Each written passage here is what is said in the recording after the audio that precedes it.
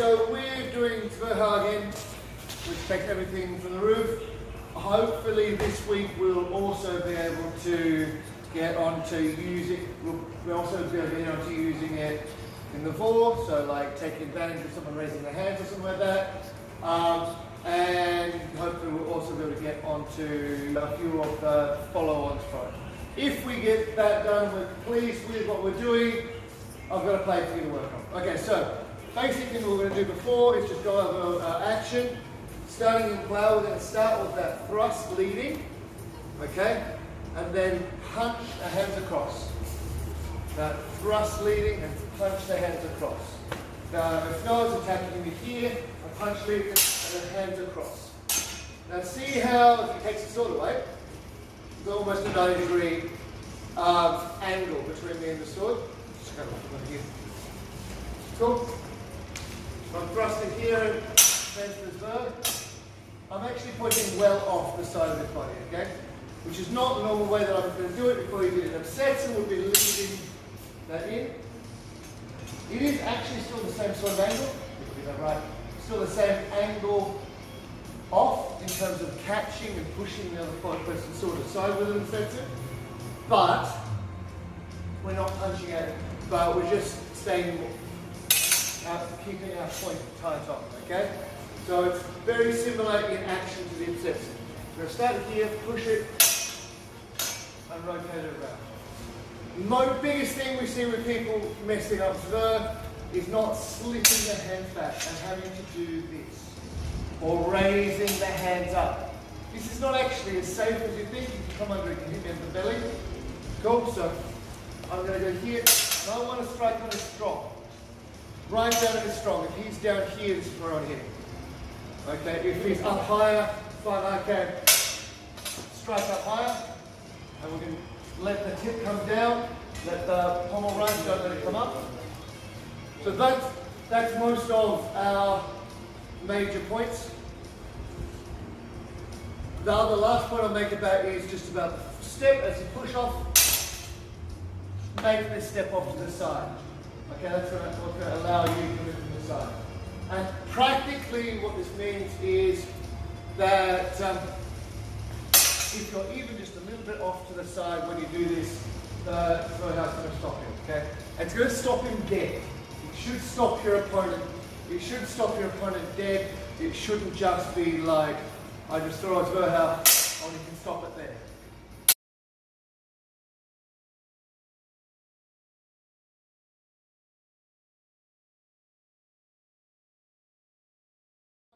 Coming guys to go and see show you the point. One of the major things is difficult about this is the grip transition, okay? So let's go just start off with the grip and a normal grip on this side and bring it into thumb grip, okay? So we're just getting between where we're bracing with the back knuckle on this side and then thumb grip. Back knuckle, thumb grip. Back knuckle, thumb grip. Back knuckle, thumb grip. Now don't bring your hand, don't bring it up, Tim. It's on this side hanging down with your thumb on. This side with the back of your hand on it, okay? Back of the hand on this side, thumb on this side. And the point should stay in center, right? The point should stay in center as we make this transition. Okay, so thumb on, get back and hand on. So, how is this relevant? If we start, we're also going to slip that front hand. Slow? So here as I'm thrusting, I'm going to slip this front hand. I'm not very sure. Now see how delicate the grip is there on the front hand? Okay, that's literally my grip on it. Grip on it when I'm doing it to the house. Okay, so remember you're coming in across. You're not coming in directly at it. Remember you're punching across, like you're punching across to their chin, except you're just doing it really short. Okay, so I'm going to need to slip. And this is actually surprisingly strong position. If you're attacking here, this is actually fine strong. If he turns away, we get our follow-up thing. Okay, so just really get, so I want to take the front hand off for a second.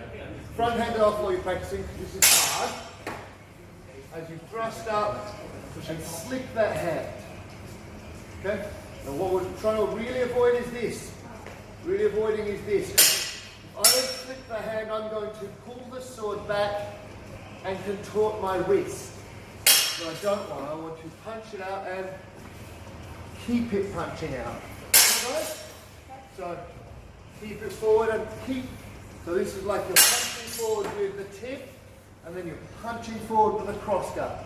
Like with the crossguard. Punching with the tip, punching with the crossguard. Cool? Okay.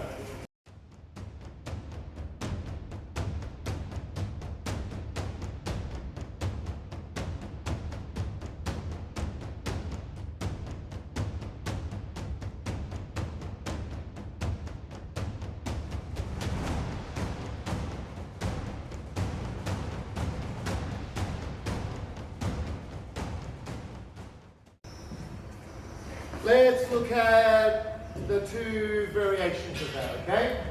So there are two timings that is going to be valuable in. As someone attacks me, I'm going to be able to do that in vor or in na. So my partner here is attacking me, and he's already started to attack me. I need to spring off to the side in order to strike him. Which tempo? No. Nah. Yeah, cool, cool.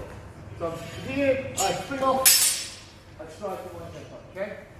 And we're not really fussed about whether you're making, we're not really fussed whether you're doing a sort of a turn of the back foot to do that. We could do a turn of the back foot, or we could spring out, it's fine. The text says spring out, so I should really be going there. Okay? Now and we can do that on both sides. So it's coming at me. Doesn't matter which side you're coming in.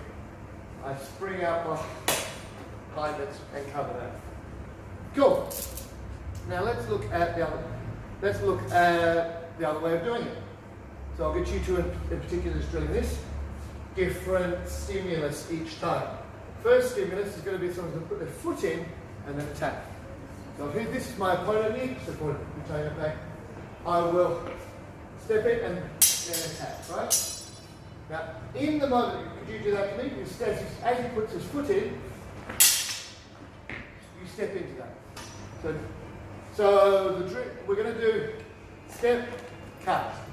Okay, so as he steps, no, you step, you're cutting already. Put your foot in. Now, front foot. Start another guard and work. Just bring that foot forward. That is where you step in. And then you can bring his cut down. You'll be safe, right? You may push across. Okay, so it is either, what you're going to do is either one person's going to step and then they make their cut, or they are just going to cut. So it's either the sword is leading, or someone steps in beforehand. Now in that moment before we can strike. Now remember, it's always relational in terms of relation to something that they're doing. As we're going over and over this term, vor and nach are our primary things, our primary ways to understand the fight, our primary things to know how to act. So vor is when he gives me an opportunity to pounce on it.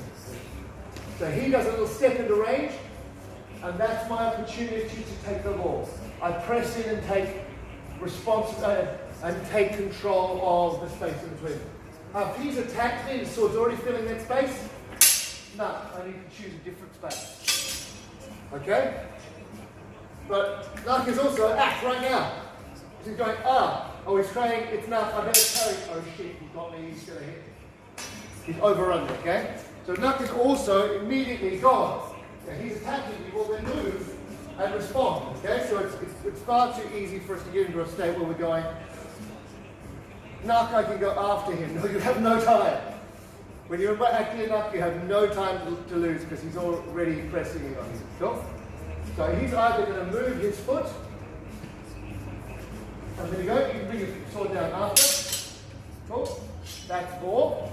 We obviously, when we're doing this, we're stepping more directly in, okay? Maybe a little bit to the side. But if he comes straight at me, pull, and get off to the side. Okay? Let's see how you all track on that one. Cool to go. So just keep alternating them. Don't make people guess at the moment, just keep alternating.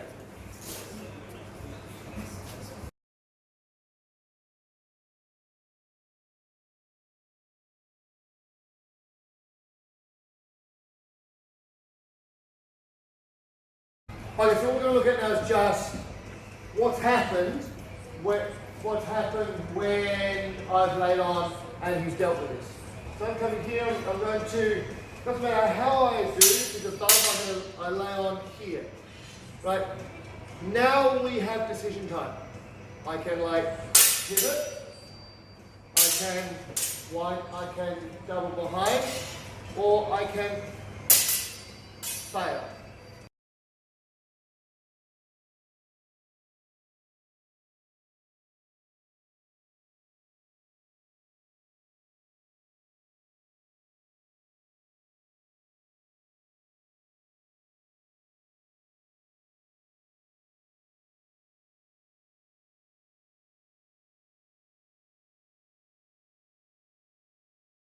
So basically I'm here and I go, oh, once someone has defended you, once you've turned the tables on someone with Zwerch, they're in the perfect position for you to fake them. And nobody thinks of doing it. Because it's not natural. It's not something that naturally comes to us when in that situation, right? But know that it works almost all the time. If he's come at me with his attack and I've stopped him, he does not expect the fake. We do not expect the fake when the first thing has been earnest. So if he has got here and he's got earnest contact here, he expects earnest contact here. If I don't give it to him, I completely confuse him. Right, so we'll just defend again. So back to the Narc version. He's attacking me. I'm going to step off and defend that. Now you can either strike around doubling behind the sword, or you can fake. So you can fail. With the failing, it's like you come in here and then you just deliver the other side. So if I have struck across Zwerchau, I'm going to bring my tip across and then deliver the opposite side. Yeah, okay, and I'm going to step with that, okay? The general rule is when we are faking or failing, we should not really step. We should just try to give an indication of that step. So if I want to fake him out, it's like, just give it. Okay, so with that first step, I just did a little half gather step. That's an example. I do this little half gather step and then commit into my next step. Okay, so that's the general rule. Okay, so here's I'm stepping, go. So go across, faking, hit him on this side. Now this is actually really, once you get the hang of it, it's really easy, and you have to follow it. It's really easy once you get the rotation point right, to just infinitely fake someone out. And actually you can do a bluff with flowing off, which means you can also fail and strike hard. So I'm not striking home to him there, but I am failing as well. So like, I've done my Zwerch, right? I'm going to come around to this side, okay? Come around to this side and indicate, okay? So this is a really fun way to finish off working on Zwerch. If you have turned the tables on them, then you can, but not really strongly. So for example, something like this, attacked it here, he's still standing quite strongly in the bud, right? I do my turn, and of course afterwards we come back to the sword. Cool? This is a really fun one. What I'll get you to start off with is just one person out in sort of cron type position, up a little bit higher. Just parry, just till we get the... Okay? It's really horrible having it done to you. And like you have to parry. It's not like if you can't, because he has to parry, or he's going to get hit in the head by a Zwerchau. You know that hurts. Okay, regardless, even if it was being done soft. So start off with just getting that feeling of like drop. So you bring it out and you just let a little circle. So you come in here. you make a little circle and bring it away, okay? Still keeping your hands up in the bind, okay? And by that you can decide where it goes. You decide where it goes. So you do your parry. So we'll just start off with this, and then strike into where you want to, doing these little circles behind, failing, and then try to stick it in the whole play. So it will be something like here, a strike and parries, coming in here. Okay? And the doubling is really useful here. If you've committed, haven't quite hit him, just turn. Okay, so that's where the doubling is really useful, guys. Cool? Go have fun, because that's a lot of fun if intimidating. When you fail, think of it as a circle. Okay, for those of you who have done my circle, it starts high in the bind, and then you cross your hand and you strike it with there, and then you hit it. And the cool thing about this is, it doesn't matter which side of the sword you're on. Because I can be on this side of the sword, strike it in the ear and strike through. It doesn't actually matter. So it's actually that same circle action. When I come here, I make a circle, and that flows into the next thing. So I'm here, circle. And that circle could actually go, if I think he's not, I could actually step out this way. If I think he's kind of gone, I can deal with this now. Okay? But from here, it's a circle at the ear. Okay, he has to come across if he wants to deal with that. He opens up. So here, circle, boom, deliver that side. Cool? Zwerchau, circle, hit. Zwerchau, circle, hit. Cool? Yeah. Go, go.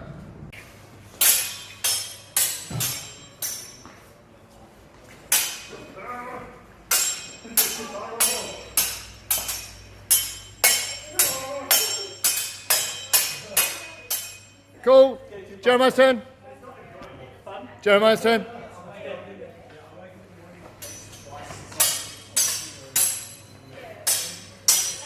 That's nice, Jeremiah. That's really good. Cool. That's really good. Come over, so we'll just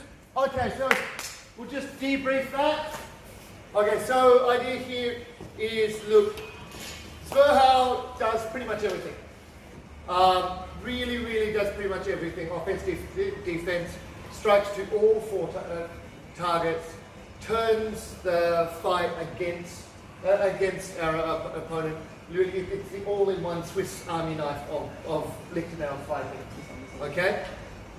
So, we've gone over it, its use for and nach. We've gone over a few of the things that follow from it really nicely.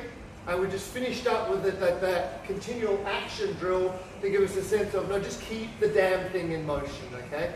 And as soon as you get this circling happening with it, then in the middle of that circle, you can basically decide which quarter it goes. I'm going in here, and I'm going, at this point I'm going, he moves over here, so I'm just going to double back and he's on that side. Or no, I can see him slipping, so I'm coming to this side. So, you know, it's really very... Maya says, with it, your skill becomes great.